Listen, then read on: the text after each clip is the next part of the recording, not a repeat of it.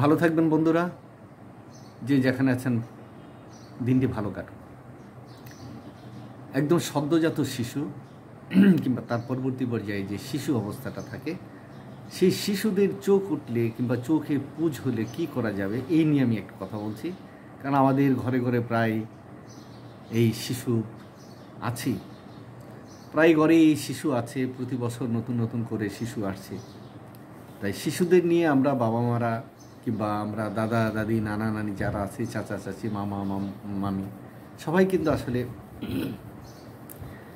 শিশুদের একটু বিশেষ যত্নে রাখি। এবং শিশুদের কিছু হলেই সবাই একটু উদ্বেগ উৎকণ্ঠা, কারণ শিশুটা তো বলতে পারে না, আর মাত্র সদ্যজাত, মাত্র হয়েছে কিংবা 3 দিন হয়েছে, 5 দিন হয়েছে, 10 দিন হয়েছে, এরকম। সেই অবস্থায় দেখা গেলো যে শিশুটির চোখে মানে পুজ এবং বেশ পুজ, যখন এই যে পুজ হয় তার একটা প্রদা হয়, কিন্তু বাচ্চাটা তো তখন বলতে পারে না, তার ইমপ্রেশন তো নাই।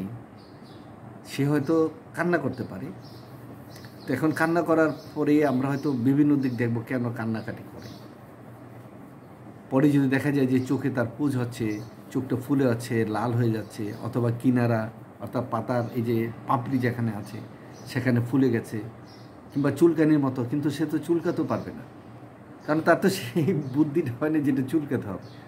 তার যে চুলকাচ্ছে সেটাই বা আমরা কীভাবে বলবো? এই ক্ষেত্রে তাহলে হোমিও বিধানটা কি? হোমিওপ্যাথি এই ক্ষেত্রে কী বলে?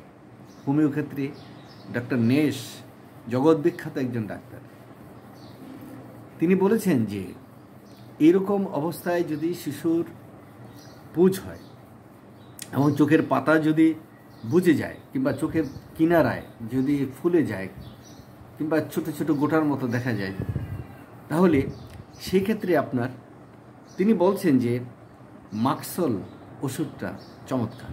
কিন্তু তাছাড়াও তিনি বলছেন যে গ্রাফাইটিস এবং স্ট্রেপিসিডি দিয়ে আমি অনেক রোগী ভালো করেছি। আর আমি ব্যক্তিগতভাবে এই ডক্টর নেশ দ্বারা উদ্বুদ্ধ হয়ে বেশ কিছু শিশুর এরকম ওষুধ দিয়েছি, এবং সেই ওষুধ একবারই দিয়েছি, 2 দিন পরে ফোন করে জানিয়েছে যে ডাক্তার সাহেব মাশাআল্লাহ বাচ্চাটা মানে এখন সুস্থ আছে। এই যে একটা আনন্দ তৃপ্তি পাওয়া যায়।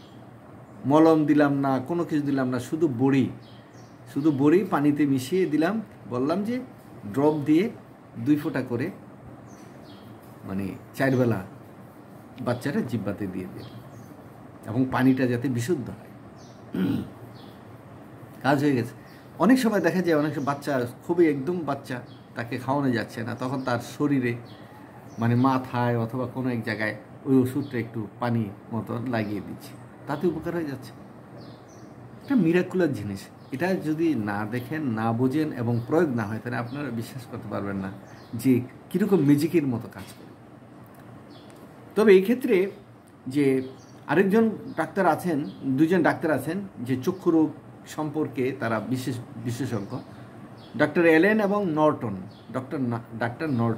ডক্টর এলেন এবং ডক্টর নর্টন তারা বলছেন যে বাচ্চাদের ক্ষেত্রে কিংবা বড় মানুষের ক্ষেত্রে যদি চোখে এরকম পুজ জাতীয় মানে অসুখ হয়, তাহলে সেখানে আর্জেন্ট নাইট্রিক অ্যাসিড 30 অথবা 200 খুব ভালো কাজ করে।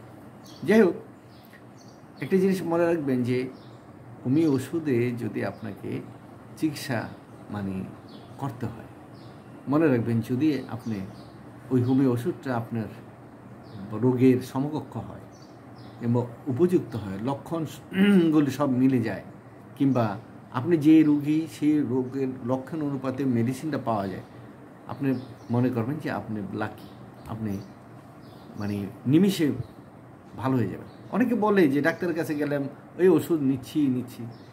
হ্যাঁ, আসলে সমস্যাটা দেখা নেই।